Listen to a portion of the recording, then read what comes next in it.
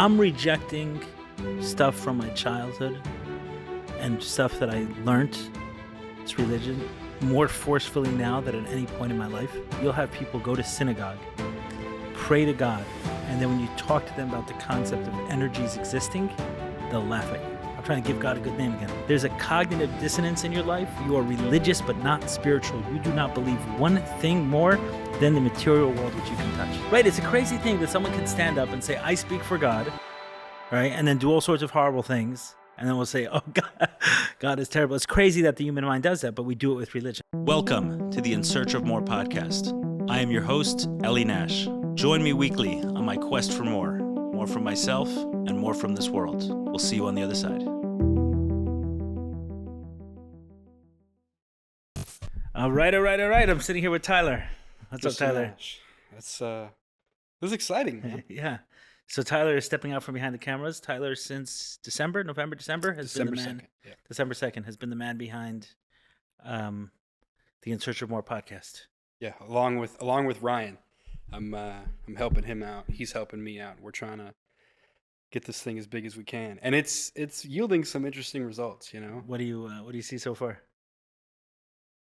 I guess nothing I didn't expect. Right, like you and I spoke early December, and I had watched a few episodes. This is when you just started doing video, and I watched the long form you did with Ryan and Joey Cohen, and like right away was absolutely struck at what this was and the potential it had.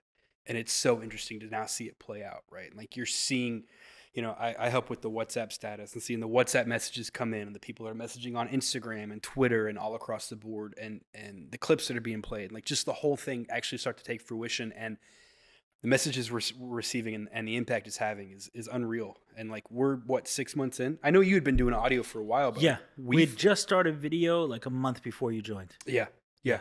So like we're like maybe 7 months in. And the impact has been right away. It's unreal. Got you. So you kind of come from this space a little bit. I mean, you've seen other podcasts. Yeah. So January, I started with a company called Validity, Patrick Bet-David, who you've sat down with. I started with Patrick June 5th of 2021.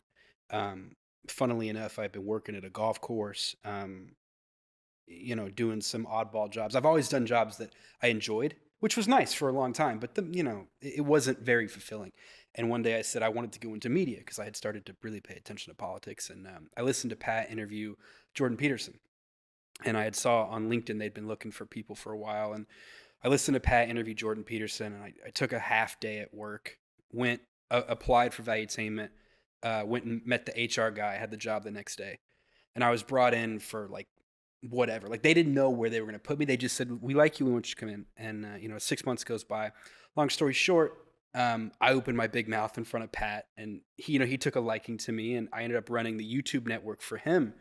And they have 7 channels. They have a main channel and their podcast channel and and I helped develop a few podcasts and watch a few really take off. I had always been in content, if you will.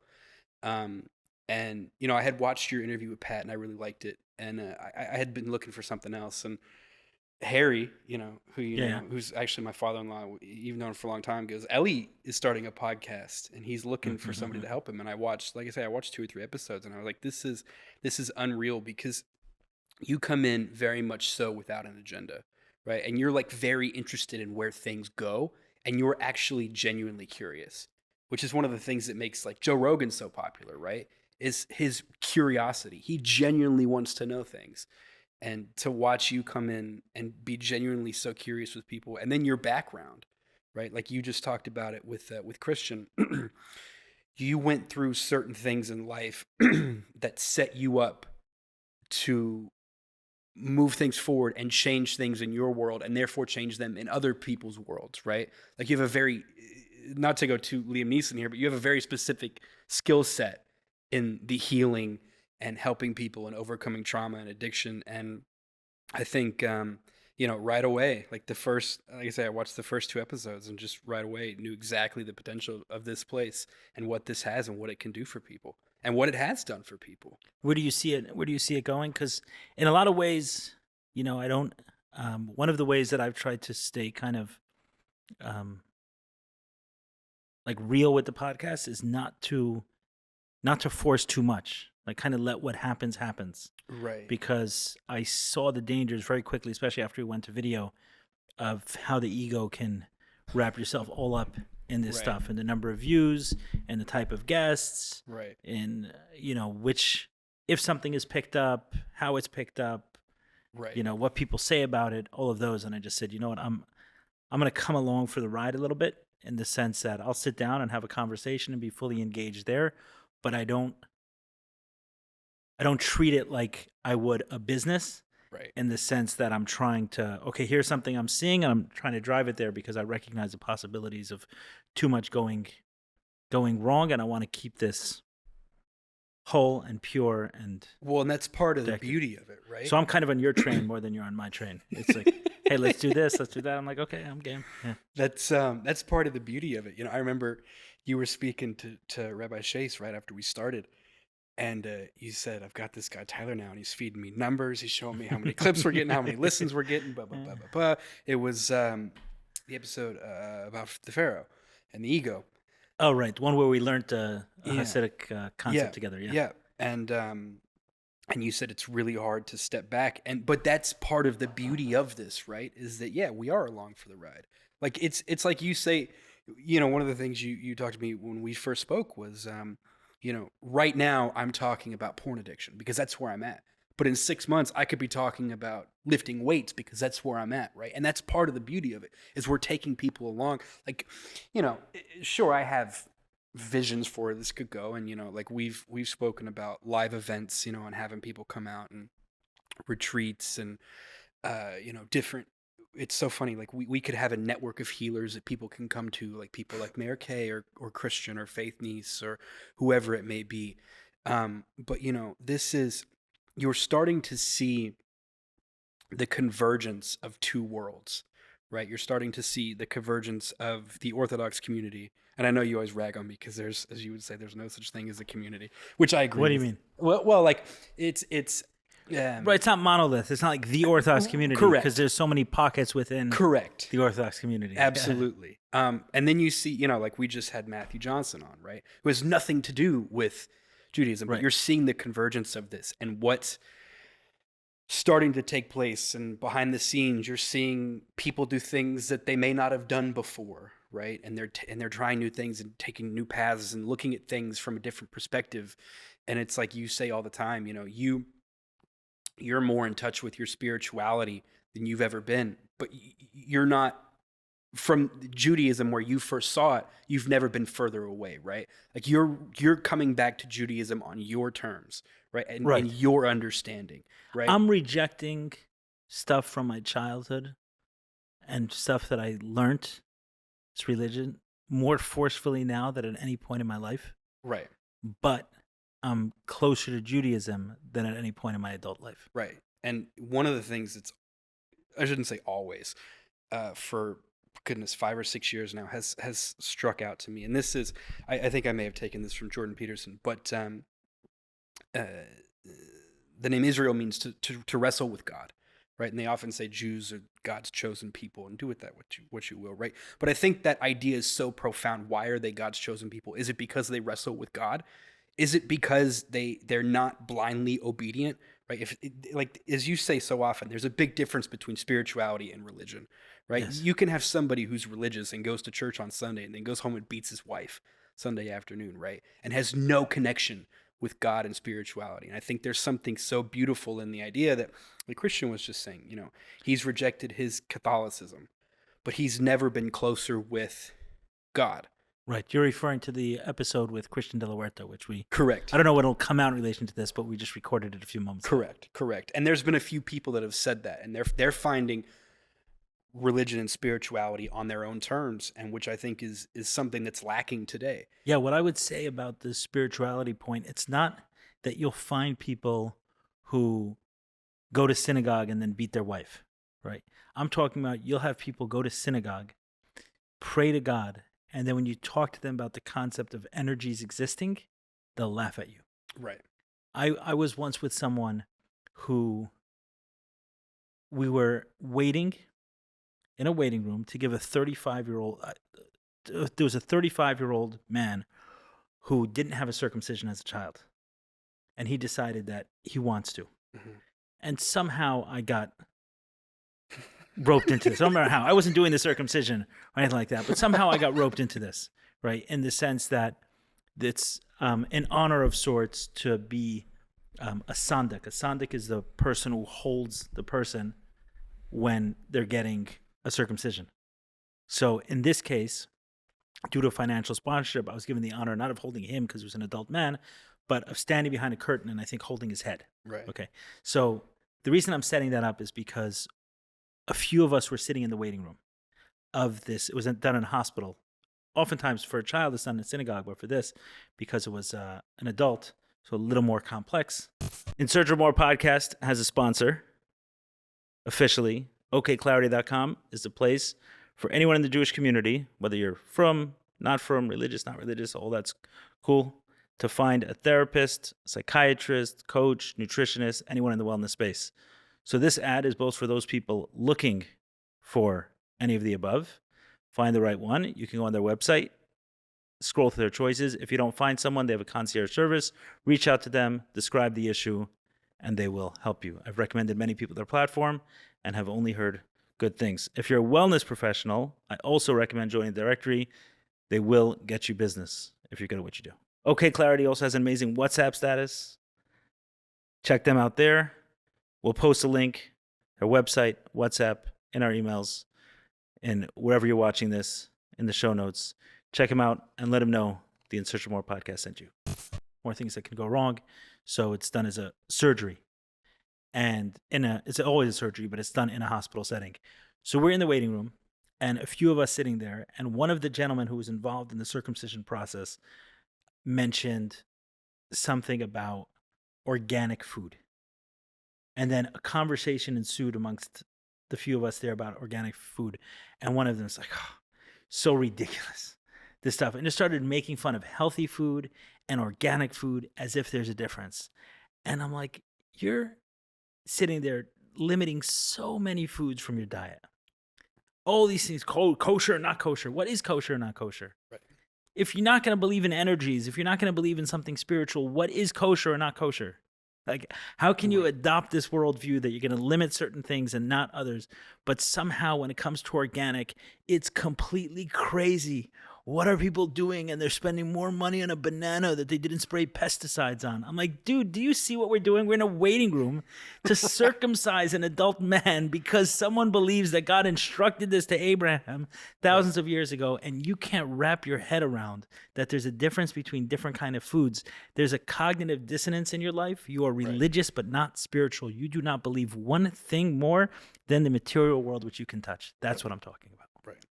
Well, and what's so interesting too is that obviously it's no secret that we're suffering a mental health crisis, the likes of which have never been seen before, right? And I think it was, and I could be wrong, but I think it was Nietzsche who discussed the death of God. So God is dead, we have killed him, and there will never be enough water to wash away the blood. Right? And there's a lot of nihilism in the world today. And I think part of that too is so many people have tied religion to spirituality, meaning they see the abominations that the church has committed, or they look at the religious wars or the spiritual wars, or people like the mega church pastors, right, who have hundreds of millions of dollars to their name and cars and Ferraris and all the ills with religion, and they throw the baby out with the bathwater. Right. This is even right when it's the baby is God in this Correct. case. When you're throwing Correct. God out. Correct. Right. It's a crazy thing that someone can stand up and say, I speak for God.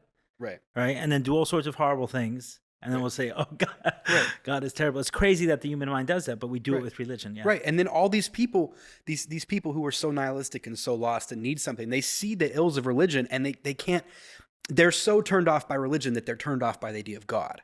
Right. And whatever that may mean, it's as Rabbi Chase Tab's book, God of Our Understanding. It is the God of your understanding. It's somewhere, whatever God it may be, Yahweh, Buddha, nature, whatever it may be, everybody needs that, right? Everybody needs the spirituality, or else you become nihilistic and lost, and we're all just, massive cells floating in the universe.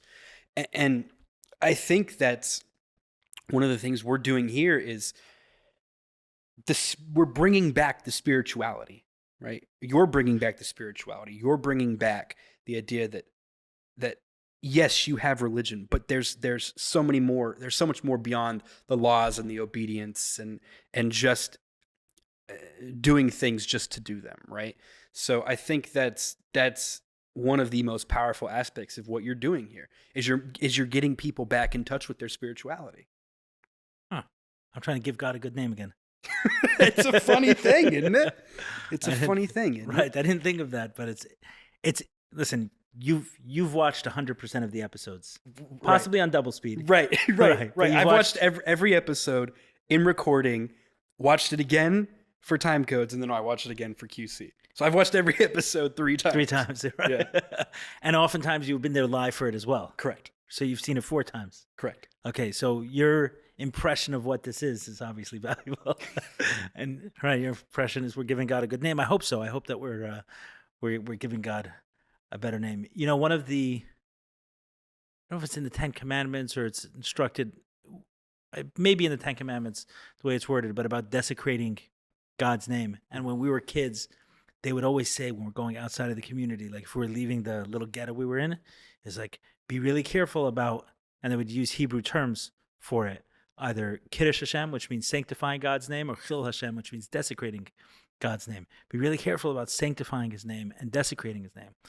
And what I've come to realize is that we've twisted this all up. When we walk outside, the 2 blocks outside of the community, and we walk into a grocery store and we interact with someone who's not from that community, we may or may not have an impression on their worldview. But when there's a child inside the community who's raised there from birth until he's, 20-something years old, he's, in the schooling that's designated. Our schooling kind of goes, let's say, until 21 years old, and then very immediately thereafter, they're trying to get us married. So who is more likely to be affected by a desecration or a second sanctification of God's name? The grocery store, the grocer we met, one time when we wandered outside of the ghetto, right? Or the kid who's in the school system for 20 years, and how many of them have been left with, unfortunately, myself included, and many others, how many have been left with literally a desecration of God's name? And many, listen, there are many who've there and flourishing and doing well, and some of the teachers which we've had here, which, I have tremendous respect and admiration for their work and what they're doing, Rabbi Shais Taub, Rabbi Y.Y. Jacobson, and others, which have experienced, are experiencing, and are delivering a sanctification of God's name. Certainly not taking away from any of that. And those who've done well within that world, God has likely been sanctified for them during their childhood. But there are many, like me and others, who it was desecrated. And our healing process has been to strip apart God from the religion that we were taught. Right. Say, okay, this really did not feel right. I'm not going to try to make it feel right. I'm going to put it where it belongs, and I'm going to embrace God. And then within that is finding that, hey, some of those teachings that we were taught, while they may have been distorted and twisted in ways that were unhelpful and used by humans for human things, they actually had some really good stuff within it. And now I can reincorporate it back to this new path. But it's God first, then religion. Right. And religion to support that quest, not the other way around. Right. And it's it's like you always say, if God is all powerful, you think he can't tolerate or cope with or handle the fact that you've left behind the religious aspects or taken those out of your life, but you still respect him and honor him. You think, like, it's not one and the same, right? Like, as you very well put just a second ago, it's God first and then religion, right? And you can incorporate those because you came to understand them for themselves, which I think is something that people, that you're doing, that we need as a society so desperately, right? It's for people to separate God from religion, because religion has in a lot of ways destroyed the idea of God, or not. I shouldn't say the idea. They've turned people off from the idea of God. They've destroyed it for many people. In the eyes of many people, they've destroyed it. Right. And like they hear the word God, and it's like a traumatic response through the body because they associate it with. Right. And I grew up in San Antonio, Texas, and right down the street, like literally 5 minutes from where I lived, was Pastor John Hagee, I believe was his name. And he had one of these massive mega churches, right? That sat 5,000-6,000 people. I mean, it was a massive lot, probably 2-3 acre lot. He had the giant TV towers and all this stuff, right? And it's like, you could not get further away from the idea of what God is, right? And what he had turned it into. And that just, now you get people who are so lost that they turn to crystals or like whatever it is, right? Like people are so desperately searching for something. I think it has to be incumbent on religion to reform or reshape itself into a way that is more accepting and more open for people and can bring more people in. As Rabbi Daniel Bortz said, he said, we have to meet people where they're at, right? Like when he spoke about going out to Burning Man, to meet people where they're at, right? People are so lost right now. They're desperately searching for this, desperately. That's why you had Jordan Peterson getting millions and millions of views on an hour-long video about the first line of the Bible, right? Or his whole entire series on Exodus gets tens of millions of views, right? Or all the views we got and the listens we got on your the lessons you did with Rabbi Chase. People are desperate for this. They're thirsty for it. And we have to open up and meet people where they're at and accept them and show them that, hey, this is somewhere you can be and you can belong. And it's not that we're going to make it work for you, but you can make it work for you in a way that's accepting, if that makes sense. When you say this, meaning the search for God or whatever that is. Yes. Yeah. Yes. And I think, like, don't get me wrong, I think there's a very important aspect to religion, right? To the rituals that come with it. As you speak about Shabbos or whatever it may be, there's a huge importance to this. I think Joe Rogan calls it like a scaffolding for like, it's a framework for people to live their lives. And I think there's a huge importance to this. And we need to make that more accepting for people and show people that it's not this traumatic thing that it's been made out to be, and that the churches and the synagogues and the temples have made it out to be. Yeah, one of the places a lot of my ideas came from around religion and seeing the way humans distort it is from 12 steps, right? Because as I got into 12 steps, so I saw both the beauty and some of the things that I didn't agree with in there. And what I saw, it was a lot easier to do because the 12 steps is only 100 years old, right? So there's only so many stories you can layer on something that's 100 years old. We don't have thousands of years and a bunch of different opinions and factions which hate each other, even though they believe the same thing. Like, we didn't get to that yet. It's just 100 years old of people trying to recover from addiction, a society of sorts. And then you see certain things, for example, on the positive side. So they have a principle, right?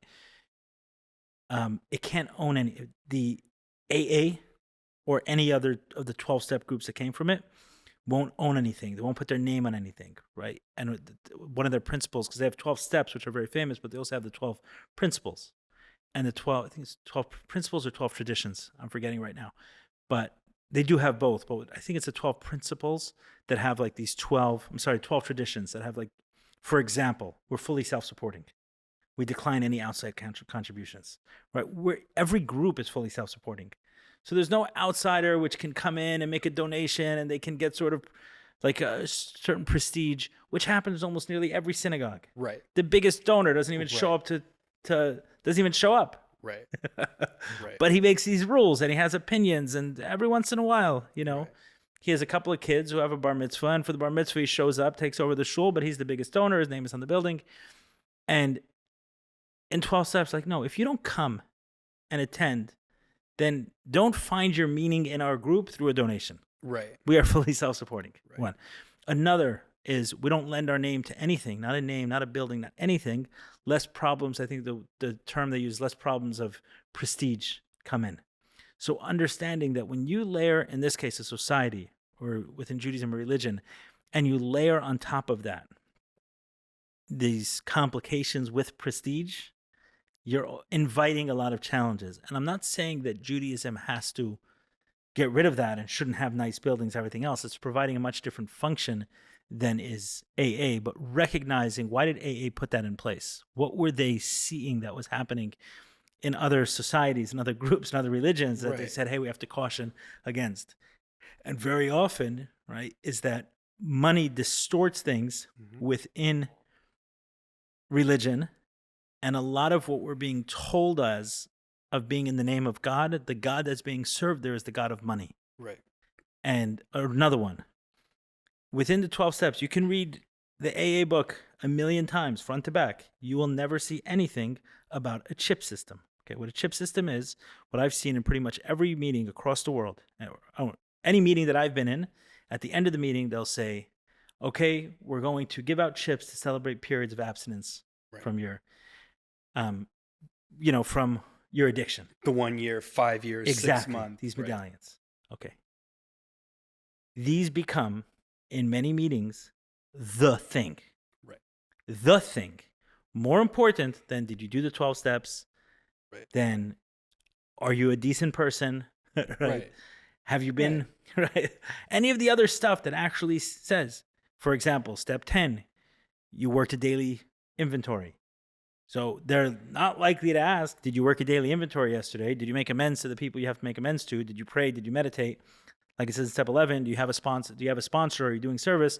No. What does your medallion say? 5 years? Mine only says 4. Right? Or one of the craziest things, everyone will understand this in meetings. Everyone will understand what I'm talking about who's been to meetings, where someone will say, I slipped. I may as well get my money's worth. Right? What is this idea? It's like, I anyway have to pick up a chip next week. So why don't I go on a bender? Right. I want to pick up a chip for 2 ounces of vodka? Hell no. I'm going to pick up a chip for a weekend spree where I really go to town. So how do we get these ideas is that people get a hold of good ideas and distort it and manipulate it for their own garbage and their own things. And seeing what was happening in 12 steps, like it was really the chip system more than anything, which was a man-made, the whole thing is man-made, but it was a made-up idea, not even part of the 12 steps itself, that became not as important, more important. The most important. The most important. You want to know how someone's doing. At one point I joked when I saw like the craziness of it, I said, you know what? I'm just going to walk next door to a meeting for like heroin addicts and say I'm 30 years sober. I'll get a chip. 30 years. I've never had heroin in my whole life. Right. Meaning the whole thing is so stupid. Right. It's so stupid. We've twisted it up and made this supporting tool, which is, hey, you know what would be helpful for guys who are starting out, and maybe even as we're going, is if we use this chip system, and maybe it would, give us a little encouragement and enthusiasm, and especially as people are coming on, like they go 2 years, 3 years, 4 years, 5 years, like that. But at the beginning, they go sometimes a day, a week, 30 days, 60 days, 90 days, 6 months, 9 months, a year, right? So, it's all this reinforcement at the beginning that can really reinforce people's recovery. Okay, let's come up with this. So great, we put this tool in order to support this thing, which is really important. Before you know it, people turn it upside down. The tool becomes more important than the thing. The and thing they're is selling in the custom engraved chips, and they're gold-plated chips, and they're trying to profit. And no, you're absolutely right. You're absolutely right. This is it. And then what's funny too is, my point, and this has happened in religion. So much of what we see in religion is the chip system that was misused. I meant to be a support for the thing, which then became the thing. We turned the whole thing upside down, and now we're sitting there. We want to barf out this chip system, and then we think, oh, God is nuts. No, it's nothing to do. The 12 steps is brilliant. It's amazing. It's a lot to teach us. This kind of stuff is people with their dogma, with their BS, with their other crap that they twisted. And in AA, they only had 100 years to do it. In Judaism, they had thousands of years. So now that's how you got some of these bad ideas. But don't let it separate. Don't distinguish that from God. God and that thing that's not feeling, it's not feeling right. It's probably not God. Right. But I mean, it would seem as though society has made it impossible to do that, unfortunately, because they've become so intertwined, right? Like God and religion are one, and the hardest thing to do is to separate them.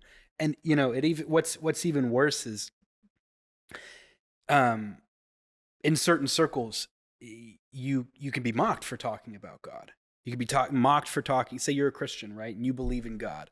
You could be mocked for that. Yet the same person will go out and pray to their crystals, wear their crystals, or do whatever it may be, and search for their own spirituality. Society has really warped the idea of what spirituality is, and it's unfortunate to see. And you're talking about I was thinking earlier, you're talking about the dogmas.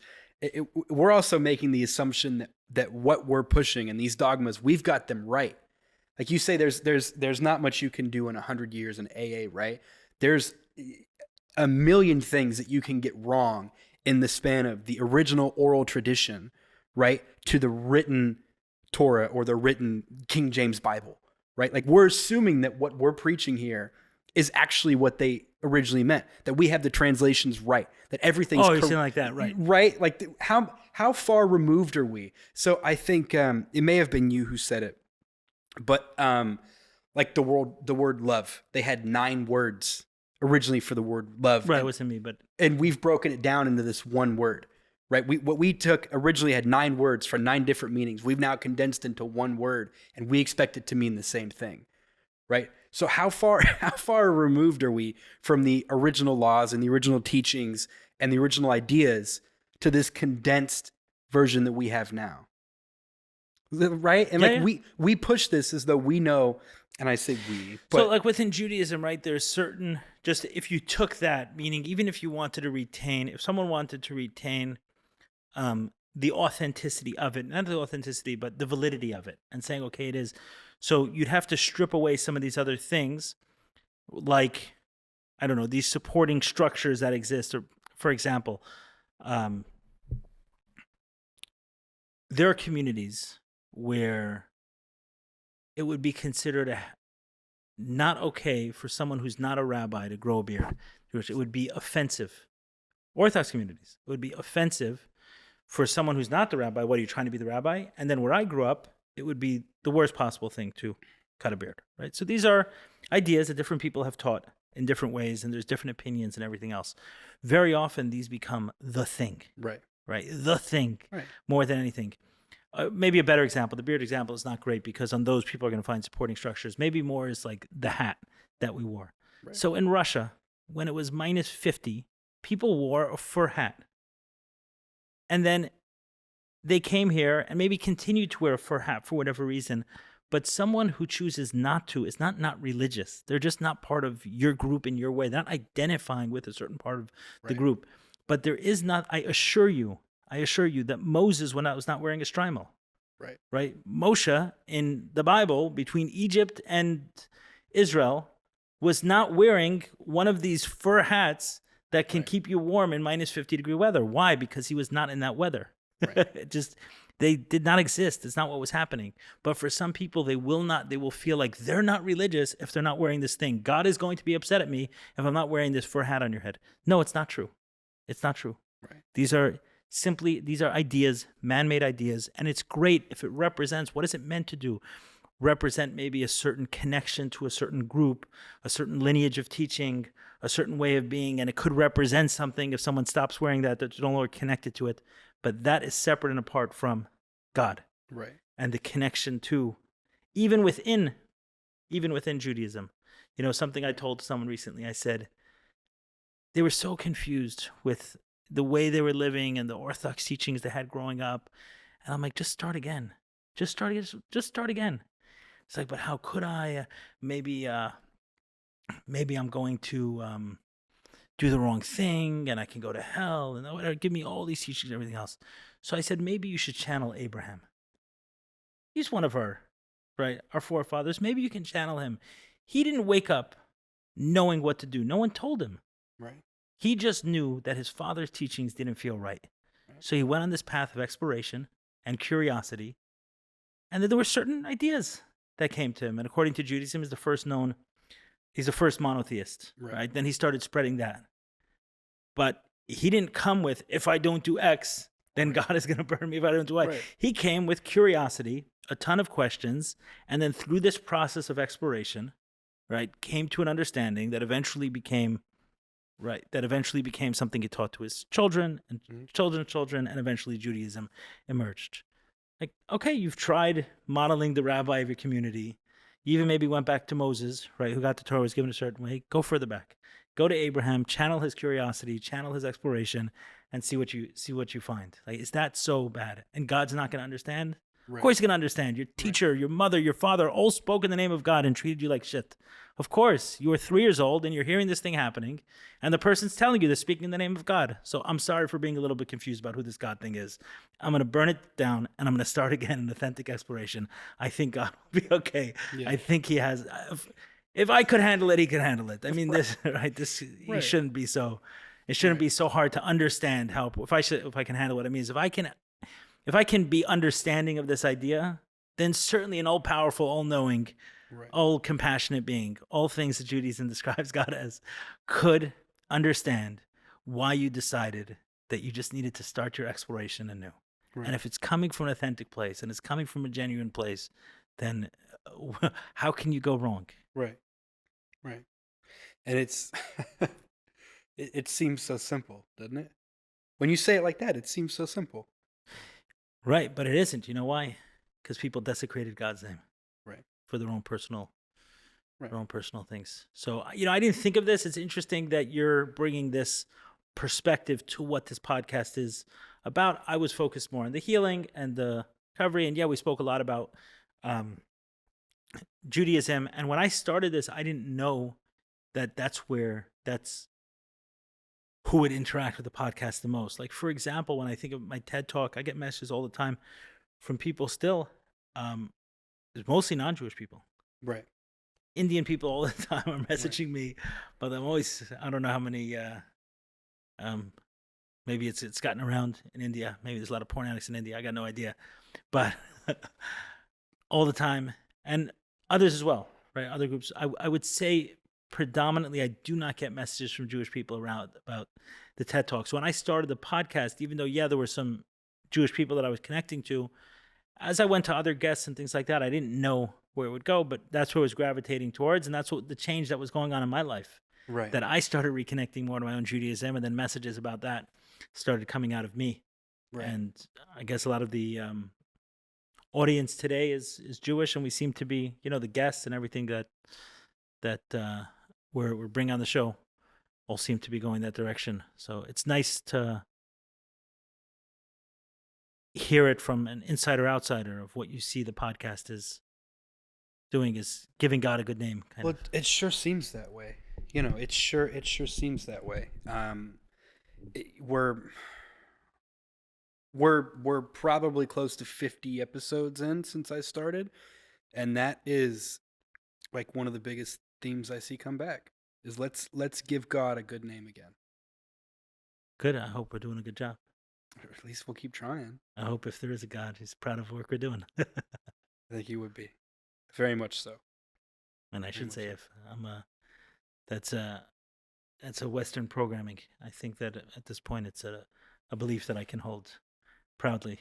And whatever that is, I don't know. But if we just turned it into something that's more than meets the eye, and there's something much more than meets the eye here, and a creator and a guide, and something behind the curtain, right? Kind of who knows all, who sees all, who, yeah. This kind of, when we look back and see the perfect placement of things, it's hard to see in the moment, but when we look in hindsight, sometimes we have to start the story back a little further. But we start seeing that, it's like, oh wow. And when we're not there, with a little more healing, then it starts making sense. And it's like, oh, I get it now. Right. I get it now. So yeah, there's a kind of a perfect, there's a creator working with there's exact precision behind whatever's happening here. And that's definitely a belief I hold loudly and proudly today. So I don't have to say that if there is, yeah. Right. Right, there is. Right. And all you have to do is look for it, right? It's so funny. I've never been a particularly religious person, but I've always been a spiritual person. And when I was thinking of moving on from my previous job, the day I decided I was going to leave was the day I got a text from Harry saying you were looking. Right? I mean, hours after I decided I was going to move on to something new. And it's little things like that. All you have to stop and do is just look. And of course, there's something operating with exact precision, right? Like, obviously. Right. That's often what I'll tell people when they're struggling with it. But how could you say chill out? Just, you're going with an absolute no, that there isn't. So let's switch that to a maybe. Right. Okay. And then from the maybe, start saying, what are the chances that? And just look at your day. Right. Look at your day unfold. Look at your relationships. You speak to someone, say, how did this guy end up in my life? How did this woman end up in my life? Right. And then all those dots behind it. And it's like, wow, that's nuts. Because this Right. person is so important to me in my life. And the steps it took for that to happen are too, like, there's Right. too many small Right. details. On my side, Harry had mentioned it a bunch of times that, oh, my son-in-law works for this podcast, but I didn't see myself as having a podcast. I was doing this audio thing, Right. with Ryan, where we'd get together every couple of weeks and I'd record. But then once we went to the video and Ryan was pushing me like, hey, we can do this much bigger. We can do this much better. Let's do it professionally. The recordings are nice, but, video is what captures most people today. Seeing is believing. Let's do it. Let's do it right. And then I said, okay, like if we wanted to go in that direction, I felt like it needed a little bit more support. But in our first conversation, I was like, okay, so maybe you'll do this a little bit on the side. And then, we'll find some other things for you to do. And very quickly it became much more than that. Yeah. Yeah. Well, There's if a you lot want behind to, it. if you want to do it the right way, it can be. But it's thankfully it's enjoyable, right? So it's not anything to complain about. But yeah, I mean, there's a few different aspects to it, but it's every day the messages come rolling in and the comments and the views and the likes, and it's easy to get caught up in that and try to let your ego take over, right? But there is a certain power to it, right? Like you're seeing this reach that you're getting, and like it's unfortunate that like I think you say this a lot. People say they watch the podcast. You say, "Oh, well, which podcast did you watch?" I don't know. I just saw the clip. Right. Which, sure, it's a little unfortunate that that's the way that we consume content now. But at the same time, it's much nicer when you can take a 30-second clip and have it be seen by whatever 30,000 people. In Search of More podcast has a sponsor officially. OKClarity.com is the place for anyone in the Jewish community, whether you're from, not from, religious, not religious, all that's cool, to find a therapist, psychiatrist, coach, nutritionist, anyone in the wellness space. So this ad is both for those people looking for any of the above. Find the right one. You can go on their website, scroll through their choices. If you don't find someone, they have a concierge service. Reach out to them, describe the issue, and they will help you. I've recommended many people their platform and have only heard good things. If you're a wellness professional, I also recommend joining the directory. They will get you business if you're good at what you do. OK Clarity also has an amazing WhatsApp status. Check them out there. We'll post a link, their website, WhatsApp, in our emails, and wherever you're watching this, in the show notes. Check them out and let them know the In Search of More podcast sent you. And hopefully impact, even if you impact 1% of those people, right? Like you've done something more so than 100 people who watch a full episode. Right. For me, it's not necessarily the way I measure impact, the numbers, because what does that mean? Views or anything else. I mean, for you, as you please, but if I get a message from someone that says, "Hey, I was watching your conversation, and I've never told this to anyone, but," Right. and they share something, I'm like, wow, because I understand the danger of secrets and how toxic they are. And how they destroy one secret in a family can destroy generations. One secret having to be held up can destroy. You don't like the toxicity that secrets have can decimate someone.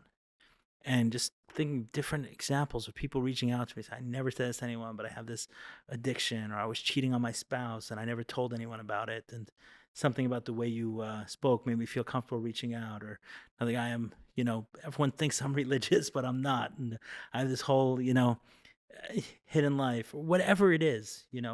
When I was a child, I touched my sibling or my cousin or something, and I'm dealing with this crazy shame from it. And just like being able to be that place to me is like, wow, we're doing something. If somehow by us having discussions and putting it out there gives people the comfort and safety to share these secrets they've been holding on to. And I say share, it's not share to, what's that saying? Sunlight is said to be the best of disinfectants, right? To give this toxicity some sunlight, like that to me is like, okay, we're doing something.